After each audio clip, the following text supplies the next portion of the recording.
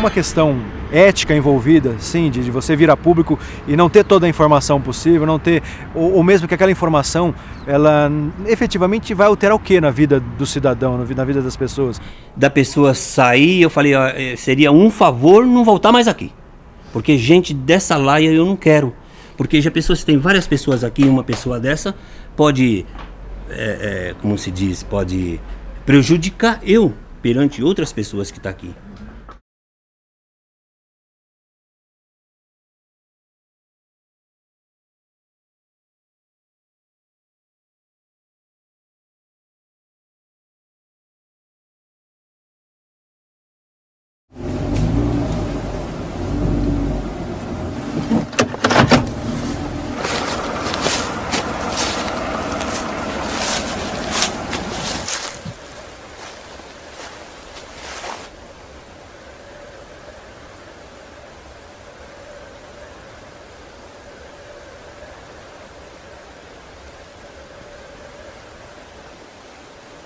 Na grande maioria das vezes o que a gente registra é algo normal. É um farol de carro distante. Em Iporanga, por exemplo, tinha uma luz que ela era intermitente, que ela ficava piscando, que não existia lá. Todo mundo, os moradores da região não diziam que nunca viram aquela luz lá.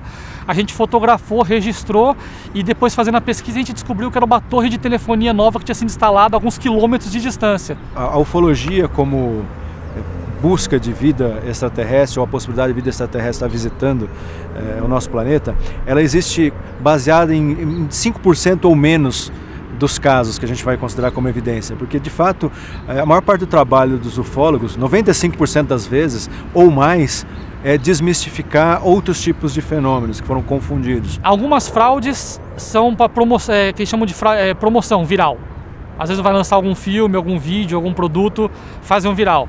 Eu já vi fraude que o cara fez que ele queria mostrar como ele era capaz de fazer um vídeo digital real. Alguns querem simplesmente aparecer. Gente que quer aparecer e outros que querem acreditar. A maioria das vezes são erros de interpretação, são fenômenos naturais ou mesmo aeronaves convencionais que foram filmadas, às vezes até em situações peculiares ou diferentes, que dão margem à interpretação para um leigo ou para uma pessoa, um entusiasta da ufologia, interpretar como outra coisa.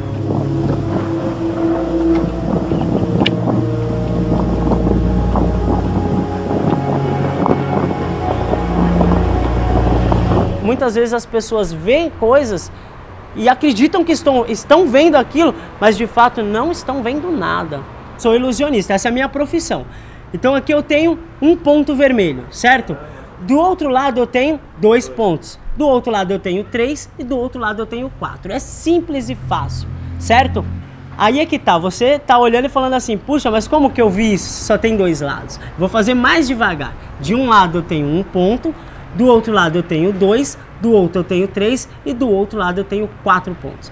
Isso tudo é muito interessante. O que acontece? Quando você olha para o céu, às vezes você acredita que está vendo algo. Na verdade eu mostrei para você 1 ponto. E quando eu fiz esse movimento, eu disse que tinha 3, mas você não viu o 3º ponto. Então a nossa mente acredita que está vendo o 3º ponto. Em alguns casos, cara, ufólogos querem aparecer. O cara quer aparecer num programa de televisão, quer aparecer num jornal, numa revista. Então ele inventa. Ele tenta fazer um negócio bem feito para vender a imagem dele. Acontece. E assim, aí você fala, ele é ufólogo? Pô, eu já tenho minhas dúvidas.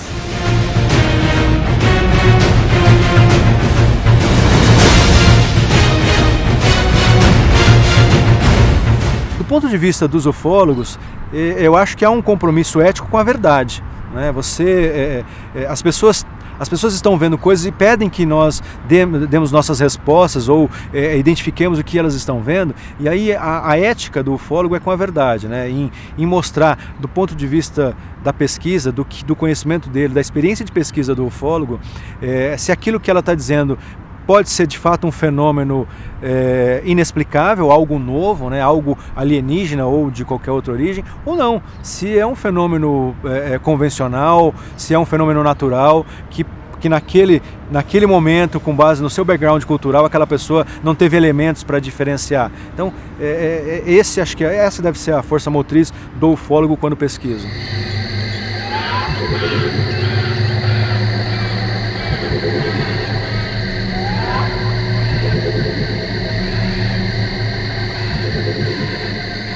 lembrando que, assim, o que define que você é ufólogo ou não é basicamente a própria comunidade ufológica. Não existe uma profissão, uma regulamentação. Então, assim, os ufólogos profissionais, vamos dizer assim, que acabam aceitando você no meio, o seu trabalho, a sua pesquisa, e te definem como ufólogo ou não.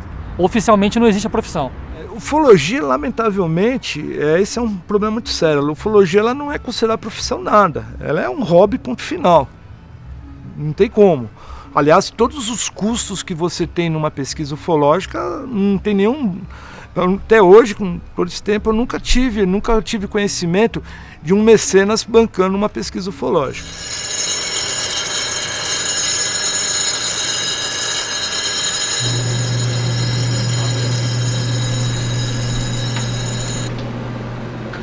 Falta de trabalho. Na nossa área existe muito isso. Entendeu? Então tem muita decadência. Durante o ano aí, acho que as firmas de calçados, ela trabalha acho que 6, 7 meses ao ano. É muito. Aí nesse período, o que acontece? Aí vem a dispensa, né? Então já tenho muitos amigos que trabalham na área de calçado que eles desistiram devido a isso. Porque ele não tem um chão firme para que ele possa assumir um compromisso. Porque como é que ele vai entrar numa dívida, num crediário, sendo que ele mal sabe se vai fechar o ano integral no emprego? Hoje o sapato é tudo feito em máquina. Pato você põe um de um lado e sai do outro. É que está a extinção, sei lá, é que as fábricas grandes, na verdade, que trabalhavam muitas pessoas, mudou, né, de São Paulo, né? Então aí aqui em São Paulo ficou muito sapateiro, não tem onde trabalhar, a maioria das fábricas foi para o interior. E muitas fábricas que empregavam bastante funcionário aqui em São Paulo também fechou, né? Porque hoje você vai numa picadinha, numa loja da frente, aí você compra um sapato barato. Só que a pessoa que tem problema no pé não vai lá e não consegue pôr um sapato no pé. Não valorizam, né? Tem muita gente que chega aqui, não conhece o trabalho e acha que é caro, que... Eu acho isso um desrespeito, não valorizar o trabalho. Ele não é tão valorizado igual os outros produtos que tem por aí. Portanto, que todos nós, né, usamos o calçado, mas não somos tão valorizados.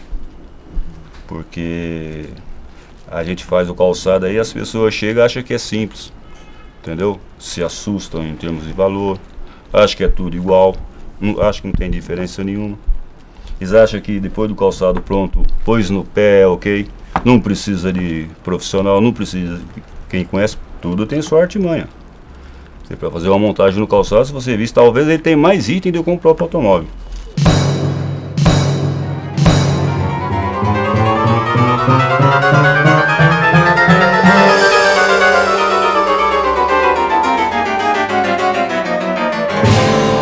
Não tenho vergonha de falar de ufologia, desde que a pessoa seja um interessado sobre o assunto. Se eu for falar com você sobre ufologia e eu perceber que você tá levando aquele assunto num assunto meio engraçado, meio, o cara é meio pancado, aí eu já me limito ali com você e ali eu paro o assunto. Lá no trabalho, esses dias, uns 20 dias atrás, 30, a hora que uma das pessoas descobriu assim que eu era ufólogo, falou assim: cara, sempre quis conhecer um ufólogo, então você já ficou maravilhado.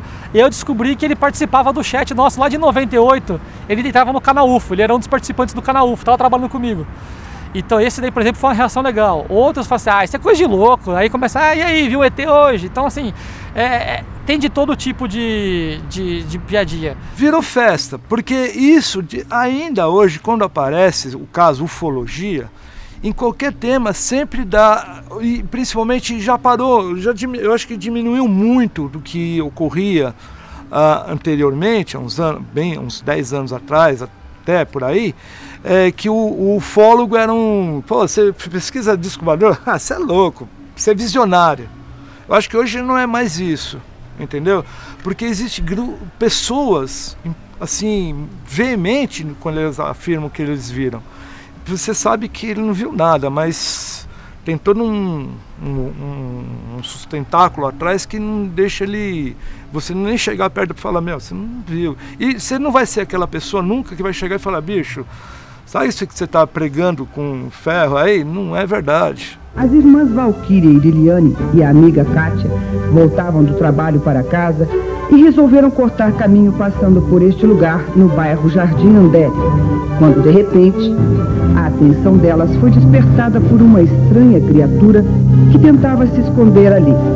Apavoradas, saíram correndo. Não tem como a gente não falar do caso Varginha. É o caso mais famoso brasileiro, um dos mais famosos do mundo. Assim, num resumo básico, a gente está falando de uma possível captura de 4 seres. Possível. Novamente, não estou afirmando.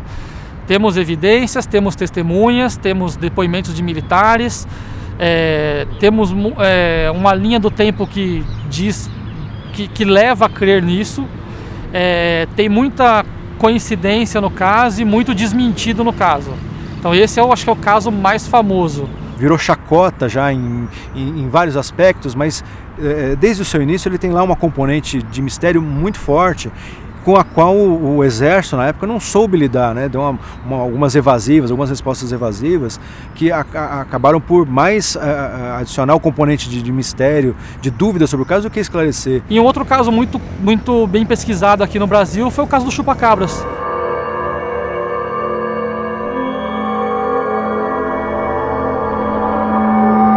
Vendo a pesquisa, você não consegue falar, meu, aquilo foi ataque animal. Não dá pra você concluir isso. Eu não consigo te dizer que foi um extraterrestre, mas eu não consigo te identificar o animal que fez aquilo. Eu não consigo identificar pra você um animal que arrebenta uma grade de portão e sai andando. E consegue evitar uma câmera filmadora de infravermelho. Consegue desviar da câmera depois de fazer o ataque. Eu desconheço. Insomma, tio, io si sono dentro l'horizonte. Fa rato che sono dentro l'horizonte. Che stai cuidando che sì, tia. Ascolta. Non sento, no?